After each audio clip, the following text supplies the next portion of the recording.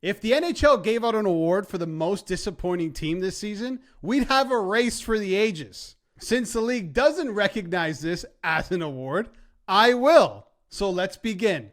Let's start with our nominees in the Eastern Conference. And we begin with the New York Rangers, 2023-2024 President's Trophy winners, 2024 conference finalists who were 2 wins away from making the Stanley Cup Finals last year, will not be making the playoffs in 2025. It's not officially official, but it should pretty much be official. The Habs are getting in ahead of them. The Sens are getting in ahead of the New York Rangers in something that hasn't been done since 1992, 1993. And I'll tell you that, team, at the end of the video, so you're going to want to stay tuned for that. It's just been such a disappointing season for the Rangers, hence why they're nominated for the most disappointing team in the NHL. In November, their general manager, Chris Drury, sent out a memo to the rest of the league stating that the team was open for business when it comes to trades, specifically mentioning their captain at the time, Jacob Trouba, and Chris Kreider. That actually happened. And you would think maybe that was a rallying call or a rallying cry, however that phrase goes, and that the team would turn it around. Well, that didn't happen.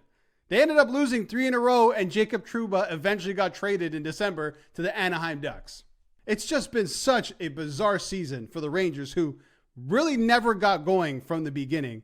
And just a couple of nights ago, in essentially a do-or-die game against the Philadelphia Flyers in the first half of a back-to-back, you would think that maybe it should be all hands on deck and they should start their number one goalie in that game, and Igor Shesterkin, the guy that they gave $92 million to. No, they didn't do that. Peter Laviolette said, no, we're starting Jonathan Quick. And this is nothing against Jonathan Quick, but you got to start your horse there and try and win the game. They lost 8-5 to the Flyers. And that was it. That's it. It's done. It's over. 8-5 to the Flyers, your playoff hopes are done. I mean, it died a long time before that, but still, what a bizarre decision. Let's continue in the East with our second nominee, the Detroit Red Wings, who are coming off a brutal 4-1 loss to the Montreal Canadiens, which essentially killed their playoff hopes. They're not officially eliminated, but they're pretty much done. The Habs and the Sens are getting in. So no playoff once again in Motown since 2016. They've been leapfrogged by the Ottawa Senators, who've pretty much been in a rebuild as long as they have, and the Montreal Canadiens, who weren't even expected to make the playoffs. The Red Wings are not there. And it's kind of too bad because they've had some players who've taken some big steps. Casper, Edvinsson, Soderblom, DeBrincat, had a really good season.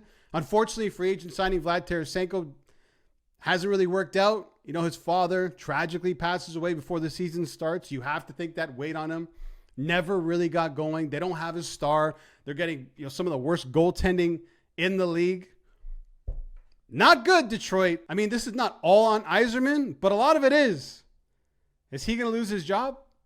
Maybe if his name wasn't Steve Yzerman, but it is. Unfortunately, for the NHL, for Detroit fans, no playoffs once again. Disappointing season. Our third nominee should be used to being put on this list. That's the Buffalo Sabres. 14 years without the playoffs. That is the longest streak of all time. 14 years. The Buffalo Sabres have not made the playoffs in 14 years. And unlike the Red Wings, unlike the Rangers, it's officially official. They were essentially eliminated in December. The amount of losing streaks this team has put together, unbelievable. Anyway, we'll get to that. Their GM, this is something that happened earlier on in the season. I don't know what's with GMs and teams that are having bad seasons that end up doing and saying stupid things. Kevin Adams, the general manager for the Buffalo Sabres, in, I believe it was December, decided to say this about his team. I mean, look at the Bills. I mean, that would be a perfect example. I would, assume that this wasn't a destination or a place that a lot of people were signing up to when they were in a 17-year playoff drought. We don't have palm trees. We have taxes in New York. Those are real. Palm trees, not a destination. What's the point of saying that? What's that going to do for your team? And Kevin Adams is not a terrible GM, but why would you say that? It makes no sense. That there's no positive that comes out of that. And there are teams who don't have palm trees in their cities who have won Stanley Cups, right? I know Tampa and Florida go to basically every Stanley Cup final, but it hasn't always been that way. Detroit, they've won a lot of Stanley Cups. Not a palm tree in sight. St. Louis won it in 2019. Is that a destination? I don't know. I mean, if you're winning, it's a destination. Maybe start with winning. And don't lose 13 games in a row from November 27th to December 21st, because that was all she wrote for the Buffalo Sabres. They were out of it since prior to the new year. Again, 14 years in a row. Disappointment. And speaking of losing streaks, our next nominee coming out of the West is the Nashville Predators. At one point this year, they lost 8 games in a row. They went on 2 6-game losing streaks and a 4-game losing streak. I mean, that's pretty much the nail in the coffin right there. How are you that bad? This is a team that's spent in free agency. Steven Stamkos, Jonathan Marchessault, Brady Shea, Luke Schenn. And this is what you get. The worst offense in the NHL. Literally, the worst offense in the NHL. Below San Jose, below the Chicago Blackhawks. I don't even know how that's possible. They also have the worst shooting percentage in the NHL. Again, I don't know how that's possible. This team was projected preseason by a lot of smart people, including myself. I'm not smart, but I thought, hey, this is a pretty good team who made the playoffs last year on the back of getting their YouTube concert canceled because they weren't playing well. They go on this crazy run. They make the playoffs. You're like, hey, this is actually a pretty good team. Look, they made some additions in the offseason. Stamkos, Marchessault, Stanley Cup pedigree, Conn Smythe winner in there. Brady Shea, good defenseman. Luke Schenn, solid defenseman. Hey, this team might do some things. No, they didn't do anything. And they're going to finish as one of the worst teams in the league. They're a lottery team. The Predators, after last season, are wrapping up as a lottery team. Now that's disappointing. And our final nominee, and it's been a nightmare season for them, but the problem for the Vancouver Canucks is the nightmare is actually a reality. It's been bad in Vancouver. I don't even know where to begin. I mean, they started the season kind of behind the 8 ball with Thatcher Demko not being ready for training camp because of a knee injury, and that injury has just been going on and on and on and on. He's come back. He's gotten injured. He's been in and out of the team. That's tough to deal with. I mean, Lankinen came in. He's been pretty good, but you need your number one guy to help you get into the playoffs. And it's crazy to think that this is a team that took the Edmonton Oilers to 7 games in the second round last season. You know, hopes were high for the Vancouver Canucks. And then they lost their heart and soul in JT Miller, who was traded to the Rangers because him and Elias Pettersson couldn't get along.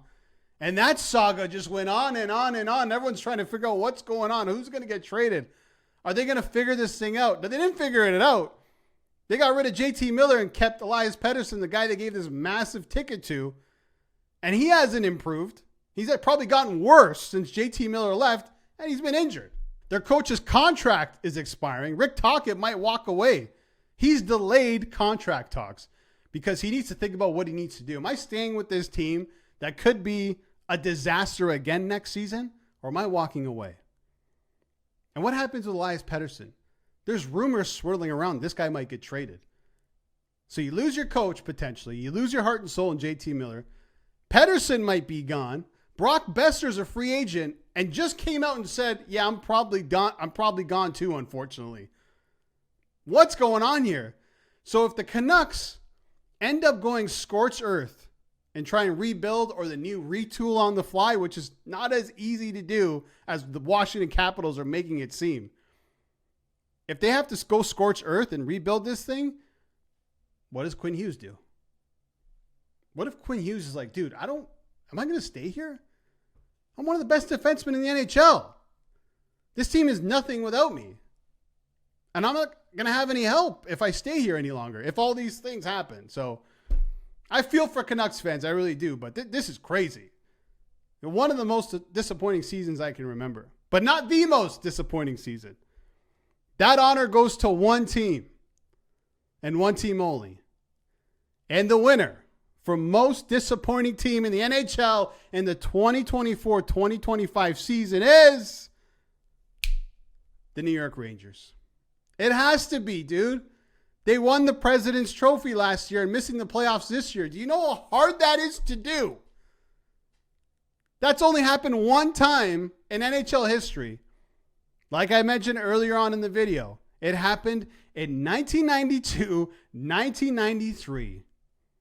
This team, the season prior to that, won the President's Trophy and then missed out in the playoffs. Do you know who that team is? It's the New York Rangers. You can't make it up. The Rangers. It happened to the Rangers. The second time, it's happened to the Rangers again. But the good news, there is good news at the end of this for Rangers fans. The season after that, 93-94, guess what happened? Mark Messier lifted the Stanley Cup for the New York Rangers. So you got that to look forward to. But just a crazy stat for the most disappointing team in the NHL this season. All right, thanks for watching the video. If you liked the video, hit the thumbs up and subscribe if you haven't already. And let me know in the comments below. Did I hit the nail on the head? Did I nail this list? Did I get the right nominees? I know there's a couple honorable mentions I should have thrown in there, like the Pittsburgh Penguins and the Boston Bruins. But I thought the list was pretty solid, and I think the team that won it is very deserving. If you agree or disagree, let me know in the comments below. Thanks for watching.